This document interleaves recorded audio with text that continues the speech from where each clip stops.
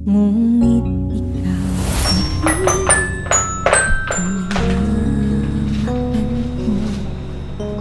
hindi ko mapikita na umibig sa'yo dahil Mami, ikaw alam niyo po ba, naman paglaki ko po, gusto ko po maging teacher. Para po, maturuan ko po yung magiging kapatid ko po. habang